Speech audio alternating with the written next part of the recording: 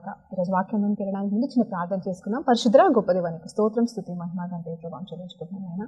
ఇదిగో నాయన, నీ సన్నిధి గురించిన సత్యవాక్యులు మేము వింటుండగా మాట్లాడుతుండగా మీరే మాకు తోడుగా ఉండమని, నిజమైన దైవ సన్నిధి ఏంటో మేము తెలుసుకున్నటకు నీ సన్నిధి మాలో ఉద్భవింపచేసిన దేవాది దేవా నాయన, నువ్వు మాలో ఉన్నవన్న సత్యము వించిన ప్రతి బిడ్డకి తెలియచేయమని యేసయ్య నామములో ప్రార్థన వేడుకుంటూ కొనుక్కుంటున్నాం తండ్రి, ఆమేన్. ప్రైజ్ లార్డ్ అండి. దేవునికి మహిమ కలుగును గాక. మరి ఈరోజు దేవాది దేవుడు మనకిస్తున్న వాక్యాంశం ఏంటి అంటే దేవుని సన్నిధి అండి. హల్లెలూయా. దేవుని సన్నిధి. మరి దేవుని సన్నిధి అంటే ఏంటి? మరి ఆ మాటకు అర్థం ఏంటి? దేవుని సన్నిధి ఎలా ఉంటుంది? కొంతమందికి దేవుడు నాతో మాట్లాడాడని చెప్తారు, కొంతమంది నాకు వాక్యానుసారంగా దర్శనమిచ్చాడని చెప్తుంటారు, కొంతమంది నేను దేవుని చూశాను అంటున్నారు, కొంతమంది దేవుడు నాతో మాట్లాడారు అంటున్నారు. మరి నిజంగా దేవుడు మాట్లాడితే మన జీవితాలు మారుతాయా? మరి మారవా? మరి దేవుని సన్నిధిని మనం అనుభవిస్తే మన జీవితాలు ఏ రీతిగా ఉండాలి అనే సత్యం గురించి నేను ఈరోజు మాట్లాడాలనుకుంటున్నానండి. అవును, దేవుడే చూసుకుంటాడు. దేవుడి పైన ఆధారపడుతున్న బిడ్డలారా, నేను దేవుడితో మాట్లాడుతున్న మాట, దేవుని నామములో మీతో మాట్లాడుతున్న మాట ఏంటంటే, ఈరోజు దేవుని సన్నిధి నీతో నాతో, ఇక్కడ నేను మాట్లాడుతున్నా నాతో, ఇక్కడ వించిన మీతో కూడా దేవుని సన్నిధి మనతో యథావిధిగా ఎల్లవేళలా మార్పు లేకుండా మనతో ఉన్నాడండి. హల్లెలూయా. ఆయన సన్నిధి అంటే ఆయననే అండి. ఆయన ఎక్కడ ఉంటాడో అక్కడే మరి దైవ సన్నిధి అండి. హల్లెలూయా. దేవునికి మహిమ కలుగును గాక. నాకు ఒక చిన్న డౌట్ వచ్చింది. ఒక వాక్యాన్ని నేను ధ్యానించినప్పుడు, ఇప్పుడు కాదు, నేను కొత్తగా దేవునిలోకి వచ్చిన కొత్తలో నేను అడుగుతా ఉన్నప్పుడు, దేవా మరి ఎట్లా ప్రార్థన చేసుకోవాలి, ఎలా అంటే, మరి దేవాది దేవుడు చెప్తాను, ఇద్దరు లేక ముగ్గురు నా నామములో ఏకీభవించి అంగీకరించిన ఎడల అక్కడ నేను ఉంటాను, నా సన్నిధి అక్కడ ఉంటుంది అని అనే వాక్యాన్ని నేను విన్నానండి. విన్న తర్వాత నేను ఊరికి అనుకునేదాన్ని, దేవా నేను ఒంటరిదాన్ని, ఒక్కదాన్ని, మరి నాతో ప్రార్థన చేసేవారు లేరు, నాతో కలిసి మరి ఏకీభవించే వారే లేరు కదా. మరి ఓకే, చర్చికి అయితే వెళ్తున్నాను, వారానికి ఒక్కసారి, అక్కడైతే అందరి మధ్యలో నేను దేవుని సన్నిధిని అనుభవిస్తాను, మరి అందరం కలిసి ప్రార్థన చేస్తున్నాము, అది బాగుంది. కానీ మరి ప్రతి దినము నీ సన్నిధిలో గడపాలంటే ఎలా? నీ సన్నిధిలో నాకు ఉంది, తోడుగా ఉంది అంటే నేను ఎలా? మరి నాకెవరు లేరు కదా దేవా. మరి ఎవరిని అడిగినా, క్రైస్తవులని సలహా తీసుకున్నా, లేకపోతే వాళ్ళ దగ్గరికి వెళ్ళి కౌన్సిలింగ్ తీసుకున్నా, అమ్మ నీకు ఎవరైనా ఉంటే ఇద్దరు కలిసి ప్రార్థన చేసుకోండి, మరి ఇద్దరు లేక ముగ్గురు కలిసినప్పుడు అంటే ప్రతి ప్రార్థనను కూడా ఆ రీతిగానే వాళ్ళు చేయడం, ఆ రీతిగానే వాళ్ళు ఎంకరేజ్ చేయడం జరిగినప్పుడు నేను అనుకున్నాను, దేవా మరి నాతో ఎవరు లేరు నాయన, నాతో ఎవరు లేనప్పుడు అంటే నా ప్రార్థన నాకు ఆలకించవా? నీ సన్నిధి నేను అనుభవించలేనా? నీ సన్నిధి నాతో రాదా అని చెప్పేసి ఒక చిన్న డౌట్ అండి. అంటే అది నాకు కలిగిన నిజమైన డౌట్, ఎందుకంటే నాకు అంతగా దేవుని గురించి తెలియదు కాబట్టి. మరి ఆ సందర్భంలో మరి దేవాది దేవుడు నాతో అద్భుతమైన రీతిగా మాట్లాడాడు. ఏమని చెప్పాడు తెలుసా? ఒక్కరు లేక ఇద్దరు. అవును, అంటే ఇద్దరు కావాలి, నేను ఉన్నాను, మరి నాతో ఎవరు ఉండాలి? ఇంకొకరు ఉండాలి. ఆ ఇంకో వ్యక్తి ఎవరు అంటే, నేను నీతో ఉన్నానని దేవాది దేవుడు నాతో మాట్లాడాడు. అది కూడా మీకు చెప్తానండి ఏ రీతిగా జరిగిందంటే, ఒకానొక దినమున మరి అర్ధరాత్రి నేను చాలా వేదనతో ఉన్నాను, బాధతో ఉన్నాను. మరి ఇంట్లో అందరూ పడుకున్నారు, అంటే నా సాక్ష్యమే చెప్తున్నాను, అందరూ పడుకుని ఉన్నారు. మరి సందర్భంలో నేను దేవుని అడుగుతున్నాను, దేవా నువ్వు ఉన్నావు కదా, మరి నాకు కనిపించు. అంటే చాలా మంది సాక్ష్యం వింటున్నానండి, నాకు కనిపిస్తున్నాడు, నాకు దూతలని అట్లా ఇట్లా వాళ్ళు చెప్తున్న సాక్ష్యం ఏంటి, దేవా నాతో కూడా మాట్లాడు, నాకు కూడా కనిపించు అని చెప్పేసి ఎదురుగా ఒక చైర్ పెట్టుకొని, లేకపోతే అంటే అలా ఆలోచించదనమాట. ఈ చైర్లో ఉన్నావా దేవా, నువ్వు ఈ చైర్లో ఉన్నావని నాకు తెలుసు, ఇప్పుడు ఈ చైర్లో ఉన్నావు, లేకపోతే ఈ మంచం మీద కూర్చున్నావు, ఇక నేను ఎక్కడుంటే అక్కడ పక్కన ఆ స్థలంలో ఆయన ఉన్నాడు అనుకుంటూ నేను ఊహించుకుంటూ మరి నేను ప్రార్థించుకునేదాన్ని. మరి ఎలా ప్రార్థించేదాన్ని అంటే, అప్పుడు అడిగిన, దేవా నాకు తెలుసు నువ్వు ఇక్కడున్నావా అక్కడున్నావా దేవా చెప్పు, ఈ చైర్లో ఉన్నావా మరి ఆ చైర్లో కూర్చున్నావా అని చెప్పేసి ఆ రాత్రి దేవనమ్మన ఎందుకో నేను చాలా భారంగా అడుగుతున్నాను, దేవా నాకు కనిపించదేవా, నాతో మాట్లాడదేవా అన్నప్పుడు ఆత్మదేవుడు నాలోనికి వెళ్ళి ఒక స్వరం అండి. హల్లెలూయా. దేవునికి మహిమ కలుగును గాక. ఏమంటున్నాడు తెలుసా?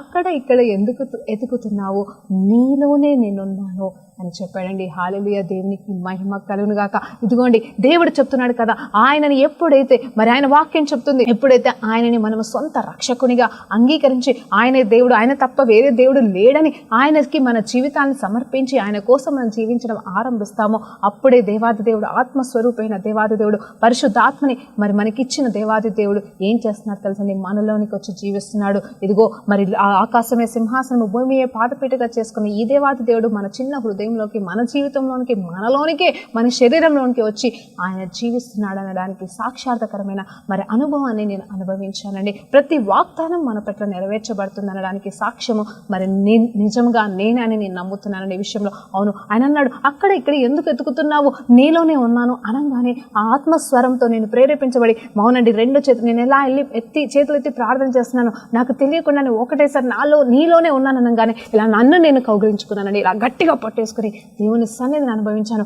ఎంతగా అంటే అసలు గట్టిగా అరిచానండి. నిజం చెప్పాలంటే, దేవా నాతో ఉన్నావా అని. అరుపులో ఏ అరుపు అరిసానో తెలియదు కదా, సంతోషకరమైన ఆ అరుపు అరిసినప్పుడు మరి ఇంట్లో ఉన్న వాళ్ళందరూ నిద్రపోతున్నారు, కానీ ఒక్కరికి కూడా మెలకు రాలేదు. నేను తర్వాత అటు ఇటు చూశాను, గమనించాను ఎవరన్నా లేచారా అరే, ఎవరు లేగలేదు. కానీ దేవాది దేవుడితే నా దగ్గరికి వచ్చి నాలో ఉన్నానని చెప్పేసి సత్యాన్ని నిరూపించుకున్నాడు. నిజం చెప్పాలంటే అది నాకు తెలియదు, నాకు అలా తెలియదు. దేవుడు ఇక్కడ ఉంటాడేమో, దేవుని సన్నిధి ఆయన సర్వాంతర్యామి కదా, అంతటా ఉన్నాడు నాకు తెలుసు, కానీ నాలోనే ఉంటాడు అనే సత్యం నేను అప్పుడు గ్రహించలేదు. కానీ ఎప్పుడైతే ఆత్మస్వరూపుడైన దేవాది దేవుడు నాతో ఆ రీతిగా మాట్లాడో, ఆ రోజు నిరుజురికి అవును దేవుడు నాతో ఉన్నాడు, నాలో ఉన్నాడు అనే సత్యాన్ని నేను గ్రహించగలుగుతానండి. అవును, పడిపోతున్నాను, లేస్తా ఉన్నాను. ఆయన మనలో ఉన్నప్పుడు మనము తప్పులు చేయడానికి లేదు. నిజం చెప్పాలంటే పరిశుద్ధాత్మ దేవుడు మనల్ని ఒప్పింపజేస్తూ ఉంటాడు. ఇదిగో నువ్వు తప్పు చేస్తున్నామని మనల్ని వెంటనే గద్దిస్తూ ఉంటాడు. కానీ మనమే ఒక్కొక్కసారి నేను చెప్తున్నాను నా జీవితంలో ఎలా అంటే, ఒక్కొక్కసారి ఆయన స్వరం వింటాను, అర్థం చేసుకుంటాను, లోపడతాను. ఒక్కొక్కసారి అంటే కావాలని కాదు, కానీ అనుకోని రీతిగా నా ఇష్టానుసారంగా నేను వెళ్ళిపోయి ఎన్నోసార్లు తప్పిదాలు పాపాలు చేయడం అనేది కూడా జరిగింది. కానీ దేవాది దేవుడు ఎంత గొప్ప దేవుడు అంటే, ఆయన ఆనాడు పాత నిబంధన ప్రకారంగా హల్లెలూయా, నేను దేవుని సన్నిధి గురించి మాట్లాడుతున్నానండి. అవును, నేను ఏ వాక్యము నేను మాట్లాడదలుచుకోలేదు ఈ సమయంలో, కానీ దేవాది దేవుడు ఆయన సన్నిధి కాంతిని నీ మీద నా మీద ప్రకాశింపచేస్తుండగా ఆత్మస్వరూపైన దేవాది దేవుడు, అవును ఆయన వాక్యాన్ని మనలోనికి ఆల్రెడీ పెట్టిన దేవాది దేవుడు ఒక్కొక్క వాక్యాన్ని ఆయన జ్ఞాపకం చేస్తుండగా మనం ఆయన వాక్యాన్ని, ఆయన సత్య స్వరూపమైన ఆత్మని ధ్యానిస్తుండగా నీలోనికి నాలోనికి ఆయన ఉన్నాడని, ఆయన జీవిస్తున్నాడని, ఆయన ఒకవేళ లేడు అనే అనుమానం నీకుంటే ఈ క్షణమే దేవాది దేవుడు నీలో ఉన్నాడనే సత్యము, అలా అంత మాత్రమే కాదు నీతో జీవించబోతున్నాడనే నిజం నువ్వు తెలుసుకోమ్మా అని ఈరోజు దేవుని పేరిట మిమ్మల్ని బ్రతిమలాడుకుంటున్నాను. అవునండి, మరి దేవాది దేవుడు చెప్తున్న మాట ఏంటంటే, ఇదిగో నీలో జీవిస్తున్నాను. ఆనాడు పాత నిబంధన ప్రకారంగా మరి ఇజ్రాయెలీయులకి ఏ రీతిగా తోడుగా వచ్చాడండి. మరి అబ్రహాముకైతే స్వరంతో మాట్లాడాడు, నడిపించాడు, మరి దర్శనాలు సూచనలు అన్నీ చూపిస్తూ ఉన్నాడు, ఆయనతో మాట్లాడుతున్నాడు. ఇదిగో నా స్నేహితుడు అంటున్నాడు, నేను దాచక ఎలా ఉంటానని చెప్పేసి ఎల్లవేళలా అబ్రహాము ఎప్పుడైతే ఆయన తన కుటుంబాన్ని తన సమస్తాన్ని విడిచిపెట్టి దేవుణ్ణి వెంబడించడం ఆరంభించాడో, ఈయనతో సహవాసంలోకి వెళ్ళాడు. ఆయన సన్నిధిని నిత్యము నిరంతరం అనుభవిస్తూనే ఉన్నాడండి. హల్లెలూయా. ఆ తర్వాత చూస్తే అలాగే తన కుమారులు వారసులు మరి దేవుని బిడ్డలు మరి ఇజ్రాయెలీయులు కూడా మరి దేవుని గురించి తెలుసుకుంటున్నారు, వింటున్నారు, అనుభవిస్తున్నారు, స్వరాలని వింటున్నారు, ప్రవక్తలు వింటున్నారు. ప్రవక్తలు అయితే మరి కొంతమంది ఐజాయా ఇర్మియా అయితే స్వయాన దేవాది దేవుని దర్శనాన్ని, పరలోక దర్శనాన్ని చూస్తున్నారు, స్వరంతో మాట్లాడడం వింటున్నారు. వారి నాలుకలు కాల్చబడినవండి. అవును, జకరియా కూడా మరి గొప్ప దర్శనాన్ని చూస్తున్నాడు. ఈ రీతిగా చూస్తే ఎన్నో దర్శనాలు మరి ఎంతో మంది ప్రవక్తలు మరి బైబిల్లో రాయబడిన వారు చూస్తున్నారు. అంత మాత్రమే కాదు, ఇజ్రాయెలీయులు ఏం చూస్తున్నారు?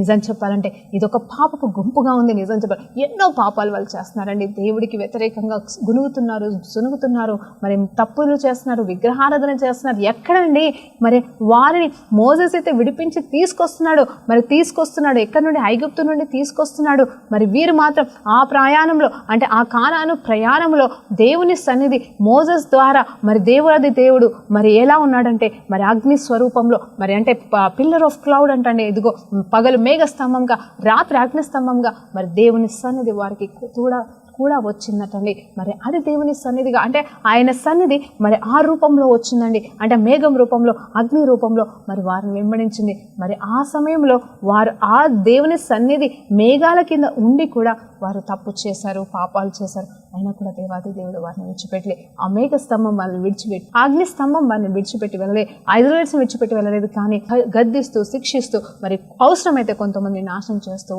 పోయాడు. కానీ దేవుని సన్నిధి మాత్రం వారి నుండి తొలగిపోబడలేదండి. హల్లెలూయా, దేవునికి మహిమ కలుగును గాక. ఈరోజు నా జీవితంలో కూడా ఆయన సన్నిధి మనలో ఉందండి. మనలో ఆయన సన్నిధి ఉంది. ఆయన పరిశుద్ధాత్మ దేవుడు, ఇదిగో మీకు పరిశుద్ధాత్మ అనే సంచ కరువును మీకు ఇచ్చి ఉన్నాను.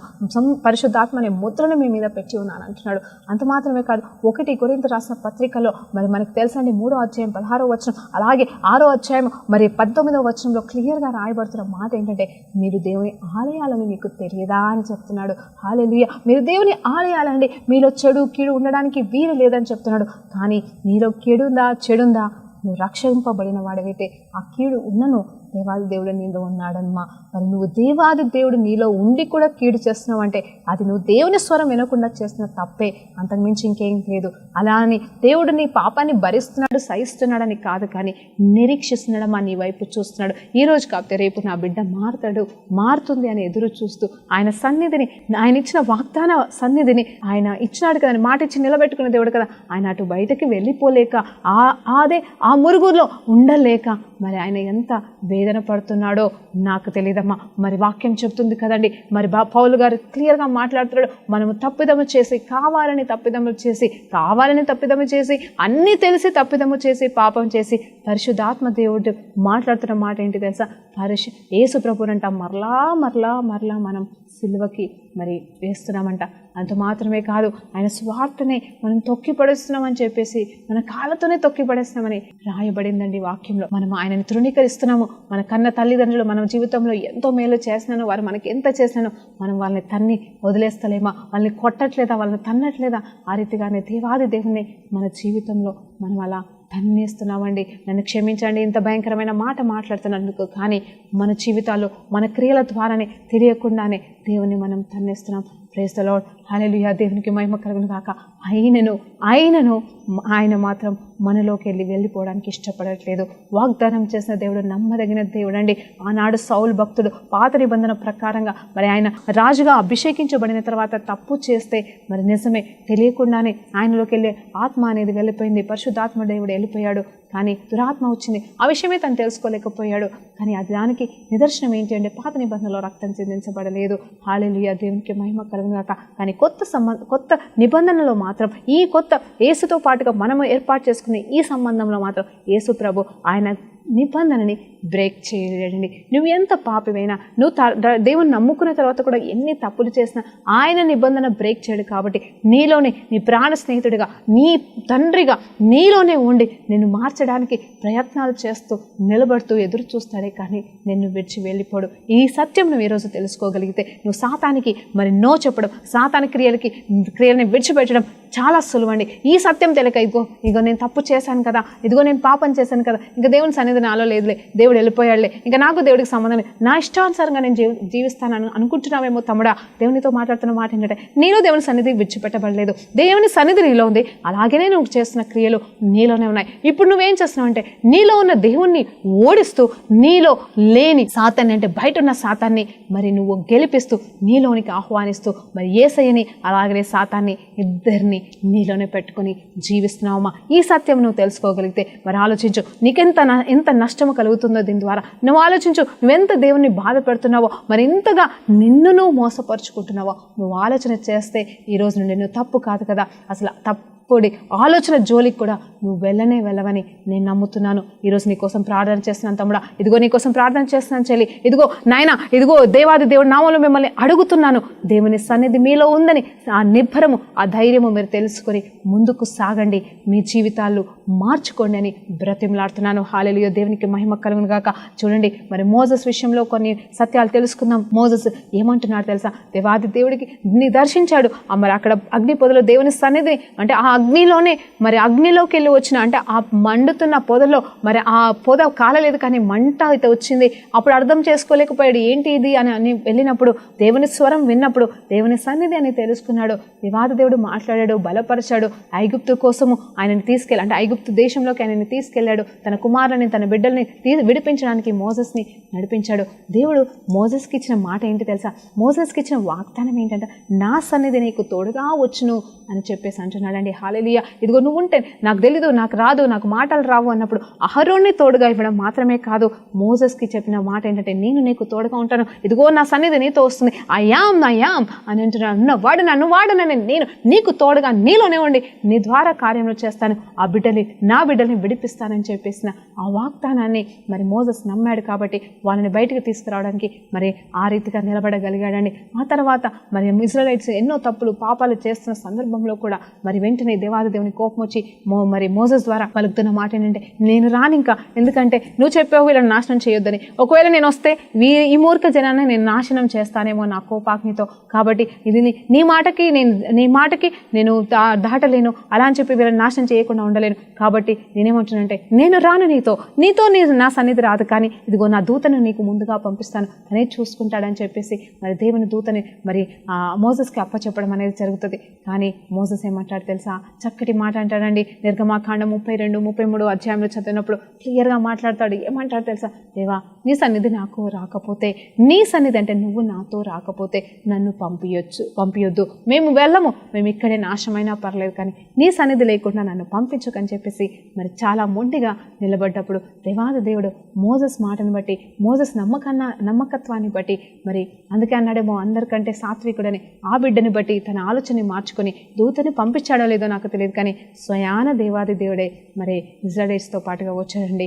అదే అగ్నిస్తంభం, అదే మేఘస్తంభం వారిని ఎల్లవేళలా మరి వాళ్ళని నడిపించింది. 40 సంవత్సరాల్లో ఒక్క క్షణం కూడా మరి ఈ రెండు కూడా మరి విడిచిపెట్టబడలేదంట అండి. హల్లెలూయా. మరి ఆయనంతగా మరి దీవించాడు. మరి అక్కడ పాపాలు జరగట్లేదా? జరుగుతున్నాయి. కోరహ గుంపు తప్పులు చేస్తున్నారు, మోసెస్కి వ్యతిరేకంగా యుద్ధం చేస్తున్నారు, మాట్లాడుతున్నారు, మరి ఎన్నో తప్పులు. ఎవరికి మోసెస్ కూడా కొన్ని తప్పులు చేశాడండి. మరి ఆయనను దేవుని సన్నిధి మాత్రం వారి నుండి దూరం కాలేదు. మరి ఈరోజు మరి ఆ పాత నిబంధన ప్రకారంగానే దేవుని సన్నిధిలో అంత గొప్ప వాల్యూ ఉంటే, అంతగా దేవాది దేవుడు నిలబడితే, మాటని దాటకుండా జీవిస్తే, మరి దేవాది దేవుడు చెప్తున్న మాట ఏంటంటే, ఈ నూతన నిబంధన ప్రకారంగా యేసు ప్రభువును నమ్ముకున్న ఎడల, యేసు ప్రభువును నా రక్షకుడిగా అంగీకరించిన ఎడల నువ్వు ఆయన బిడ్డగా నువ్వు మారుతున్నావు. కాబట్టి నిత్యము ఎల్లవేళలా దేవాది దేవుడు చెప్తున్న మాట ఏంటంటే, నిన్ను విడిచిపోను అని చెప్తున్నాడు. నిన్ను నేను విడిచిపోను అంటున్నాడు. నేను ఒకసారి అంటే నూతనంగా రక్షణలోకి వచ్చినప్పుడు నేను దేవుని ప్రేమను బాగా అనుభవిస్తున్నాను, అంటే ఎంతగానో అనుభవిస్తూ, దేవా నన్ను క్షమించు దేవా, ఈ లోక ప్రేమ కోసం చనిపోవాలనుకున్నాను, ఒక మనిషి కోసం నేను చనిపోవాలనుకున్నాను, కానీ నన్ను క్షమించు దేవా, నీ ప్రేమను అనుభవిస్తున్నానయ్యా, ఇప్పుడు ఈ ప్రేమకు మించింది లేదని నేను తెలుసుకుంటున్నాను తండ్రి, మరి నన్ను క్షమించు అని చెప్తూ ఏమంటున్నాను తెలుసు అంటే, ఆయన ప్రేమను అర్థం చేసుకోలేదన్న విషయాన్ని ఒప్పుకుంటూ ఒక మాట అన్నాను.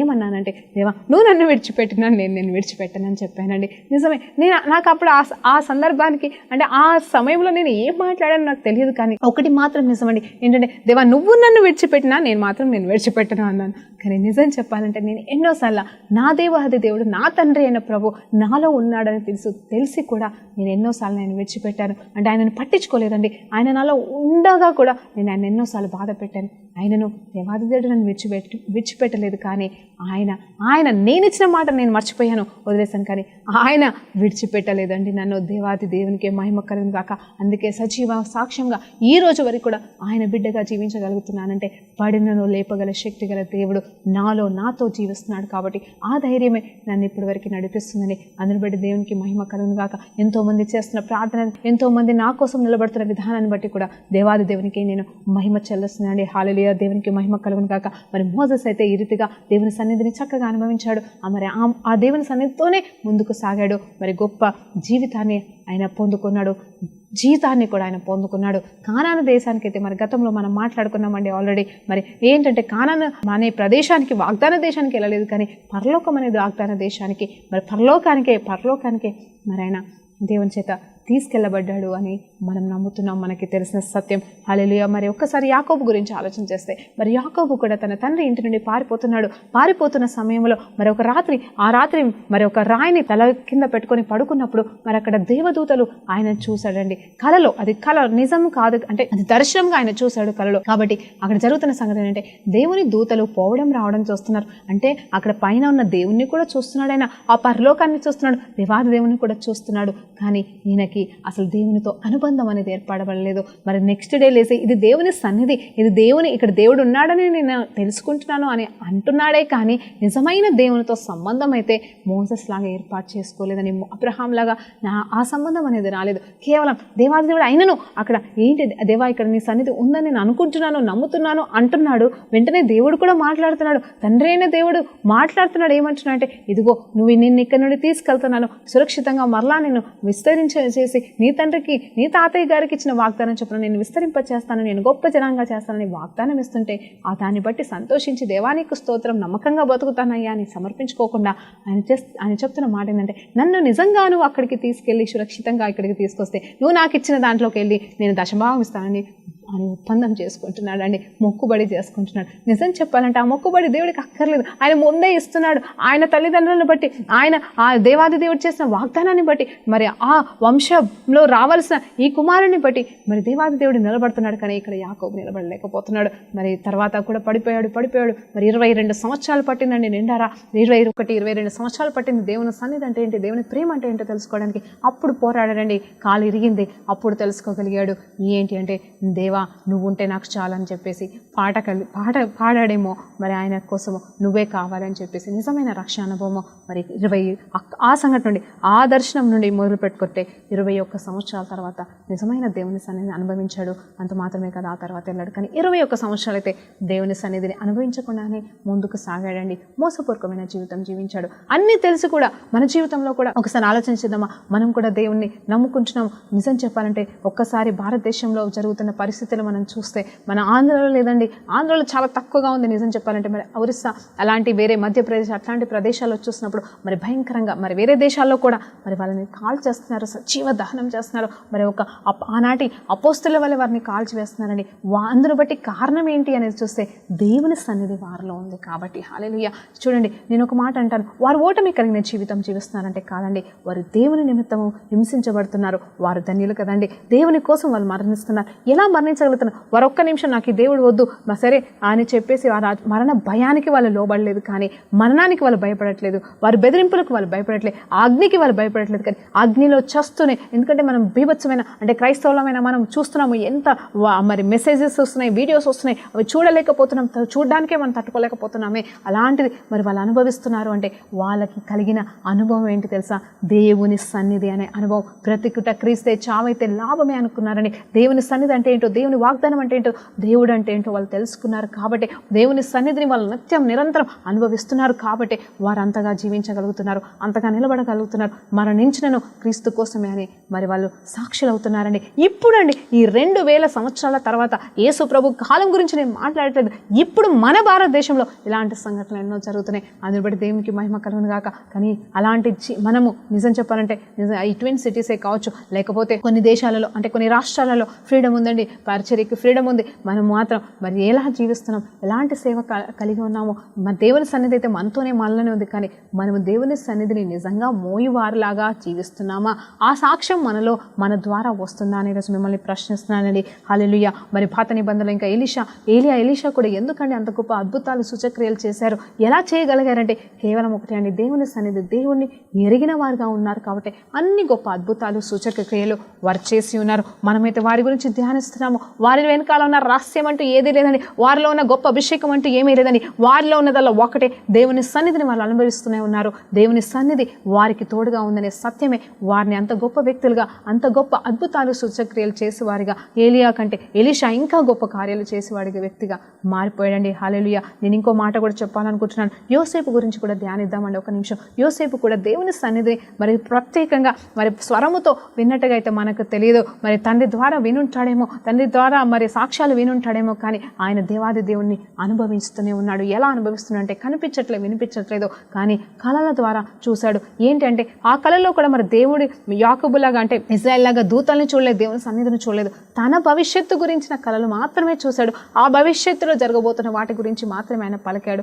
అప్పుడు మరి దేవాది దేవుడు మరి నడిపించిన విధానంలో అక్కడ మరి ఎన్నోసార్లు చెరసాల అనుభవం, అమ్మవేయబడిన పరిస్థితుల గుండా వెళ్ళినా కూడా దేవుని నిందించలేదు సరికదా. ఎప్పుడైతే పోతిఫర్ భార్య కూడా మరి వ్యభిచారం చేయి నాతో అన్నప్పుడు కూడా మరి దేవునికి వ్యతిరేకంగా నేను తప్పుదము చేసి ఎట్లా జీవించాలి అని చెప్పేసి ఒప్పుకొని పాపానికి దూరంగా జీవించాడే, కానీ ఆయన ఎప్పుడు పాపంలోనికి వెళ్ళలేదు. ఇక్కడ యోసేపుకున్న అనుభవం ఏంటంటే ఆయన సన్నిధిని ప్రత్యక్షంగా చూడలేదు, కానీ దేవాది దేవుడు అంటే ఎవరో తెలుసుకున్నాడు, అనుభవిస్తూ ఉన్నాడు. ఆయనకి తగినట్టుగా మరి సాక్షాత్కారంగా జీవించాడు. అందుకే యోసేపుని దేవాది దేవుడు గొప్పగా హెచ్చించి మరొక్కసారి ఆనాడు మోజెస్ని లాగా మరి అంటే మోజెస్ కోసము మరి సిద్ధపరిచినట్టుగానే యోసేపుని కూడా సిద్ధపరచాడండి దేవాది దేవుడు. కొన్ని సంవత్సరాల పాటు అది మనకి తెలిసిందే. ఆ రీతిగా మరి ఆయన అనుభవించాడు. మరి దావీదు గురించి కూడా ఆలోచన చేస్తే ఆ దావీదు మహారాజు కూడా ఎప్పుడు కూడా మరి దైవ దర్శనము చూసినట్టుగా తెలియలేదు, బైబిల్లో రాయబడలేదు. కానీ ప్రతిసారి he enquired of the lord. తన ప్రతి పరిస్థితిలో ప్రతి సిచ్యువేషన్లో దేవుని మీద ఆధారపడుతూ జీవిస్తున్న దేవాది దేవుడి నామములో అనుకుంటూ ప్రతి కార్యాన్ని ప్రతి యుద్ధాన్ని జయిస్తూ మరి దేవుణ్ణి అడుగుతూ అంటే ఆయన దగ్గర మరి ఆయన ఇది చేయాలా అది చేయాలా, దేవా మరి ఇక్కడికి వెళ్ళాలా అక్కడికి వెళ్ళాలా, మరి యుద్ధము చేయాలా అనుకుంటూ is enquiring of the lord. ప్రతిసారి దేవుణ్ణి అడుగుతూ మరి ఆయన స్వరాన్ని అంటే ఆయన ఏ రీతిగా మరి స్వరం ద్వారా మాట్లాడాడో మరి ప్రవక్తల ద్వారా మాట్లాడాడో మనకన్నీ తెలుసండి. ఆ రీతిగా దేవుని సన్నిధి అనుభవించుకుంటూనే ముందుకు సాగాడు. విజయోత్సవంలోకి నడిపించబడ్డాడండి. హల్లెలూయా, దేవునికి మహిమ కలుగును గాక. కానీ నూతన నిబంధనలో జీవిస్తున్న మనమైతే ఎప్పుడు కూడా ఒకేలాంటి జీవితాన్ని కలిగి ఉంటున్నామా అని ప్రశ్నిస్తున్నానండి. ఎలాంటి జీవితం తెలుసా? గోడ మీద పిల్లండి. హల్లెలూయా, గోడ మీద పిల్లి. దేవుని కోసం పరిగెడుతున్నాము, దేవుని అద్భుతాలు కావాలి అంతే. కానీ నిజమైన దేవుడు మాత్రం మనకొద్దు అని మనం జీవిస్తున్నామని నేను అనుకుంటున్నాను. మరి ఇలాంటి పిల్లి లాంటి గోడ మీద పిల్లి లాంటి జీవితం జీవిస్తున్న క్రైస్తవులారా, ఈరోజు దేవుని సన్నిధి మీలో కూడా ఉందని మర్చిపోకండి. అవును, నువ్వు అద్భుతాల కోసమే దేవుని దగ్గరకు వస్తున్నావు. అద్భుతాలు అంటే ఆ మిరాకిల్ జరిగిన తర్వాత నువ్వు కోరుకున్న ఆ కోరిక తీరిన తర్వాత ఏదో నువ్వు కోరుకున్న అంటే నువ్వు ఆ ఒప్పందం చేసావు, దేవా ఇది ఇస్తాను నువ్వు నాకు ఇచ్చేస్తాను, అది తీరుస్తున్నావేమో, నేను మొక్కుబడి తీర్చుకున్నాను కదా అని అక్కడితో అయిపోయింది అనుకుంటున్నావేమమ్మా. నువ్వు మర్చిపోతున్నావు. దేవుని సన్నిధి నీలో ఉంది. ఆ మొక్కుబడుల గురించి దేవుడు కోరుకోవట్లేదు, కానీ నీలో ఉన్న దేవుని సన్నిధి గురించి దేవుడు ఆశపడుతున్నాడు. నీలో ఉన్న దేవుని సన్నిధిని నువ్వు దేవునికి మహిమార్థకరంగా అంటే ఇతరులకి నువ్వు చూపించగలిగితే, ఇతరులకి సాక్షాత్కారంగా నువ్వు జీవించగలిగితే దేవాది దేవుడు నీ ద్వారా మహిమ పొందుకోవాలని ఇష్టపడుతున్నాడమ్మా. హల్లెలూయా, దేవునికి మహిమ కలుగును గాక. ఇంకా ఎన్నో దేవాది దేవుడు ఏమంటున్నాడు, మనల్ని మట్టి ఘట్టం అంటున్నాడు. కానీ ఈ మట్టి ఘట్టంలో ఆయన మహిమైశ్వర్యం ఉందంట. అందుకే మనం ప్రార్థించగా గొప్ప కార్యాలు జరుగుతాయి. నీలో ఉన్న నాలో ఉన్న సద్భక్తి కాదండి, ఇది కేవలం దేవుని సన్నిధి మనలో ఉంది. కాబట్టి మనం ఎవరికైనానో ఎంత చిన్న విశ్వాసంతోనైనా ఉపవాసంతో కానీ ఉపవాసం లేకుండా కానీ మనం ప్రార్థన చేసినప్పుడు కొన్ని అద్భుతాలు సూచక క్రియలు జరుగుతాయి. అందులో నీ గొప్పతనం నా గొప్పతనం లేదు, కానీ దేవాది దేవుడు ఆయన వాగ్దానం ఇచ్చి నెరవేర్చుటకు సమర్థత కలిగిన దేవుడు, ఆయన మాట తప్పని దేవుడు. కాబట్టి ఆయన మరి ఇవ్వబడిన పరిశుద్ధాత్మ దేవుడు మనలో ఉన్నాడు. కాబట్టి ఆయన మనలోకి వెళ్ళి మరి ఆ కార్యం చేస్తూ ఉంటాడు. నువ్వు అందుకే అంటున్నాడు గోడ మీద పిల్లి అని ఎందుకు అంటున్నా అంటే, ఇటు అవసరమైతే ఇటు, అటు అవసరమైతే అటు అని కాకుండా సంపూర్ణంగా దేవుని వైపే తిరిగి దేవుని సన్నిధి నీలో నిండారుగా ఉందనే సత్యంతో నువ్వు జీవించగలిగితే, ఆ సత్యాన్ని నిన్ను స్వతంత్రాలుగా చేస్తే నువ్వు దేవునికి మరి ఎంత దీవెనకరమమ్మా. ఒక్కసారి ఆలోచన చేసి నీవే దేవుని సన్నిధి ఉన్నామనే విషయం ఈరోజు జ్ఞాపకం చేసుకోమని మిమ్మల్ని బ్రతిమలాడుతున్నాను. మరి ముగింపుకు వస్తుంటుండగా చిన్న ప్రార్థన చేసి మరి ముగించుకుందామండి. హల్లెలూయా, దేవునికి స్తోత్రం, మహిమ ఘనత ఈ ప్రభావం చెల్లించుకుంటున్నాం. హల్లెలూయా, హల్లెలూయా, పరిశుద్ధ గొప్ప దేవా నీకు స్తోత్రం రాజా. ఈ సమయంలో ప్రభా నీ సన్నిధి గురించిన గొప్ప సత్యాలు ఏ రీతిగా మీరు మాలో జీవిస్తున్నారో, మమ్మల్ని ఎడబాయక మాలో ఉన్న తండ్రి దేవా, యేసయ్య, పరిశుద్ధాత్మ దేవా, త్రిత్వమైన వాడ, మీరు మాలో జీవిస్తున్నందుకు మీకు వేలాది కోట్లాది వందనాలు తెలియజేసుకుంటూ వినబడిన ప్రతి వాక్యమునైనా ప్రభా ఇదిగో ఎవరెవరైతే విన్నారో వారందరినీ కూడా దీవించి ఆశీర్వించమని యేసు నామములో ప్రార్థన వేడుకుంటూ పొందుకుంటున్నాం తండ్రి. ఆమేన్. ప్రైజ్ లార్డ్ అండి.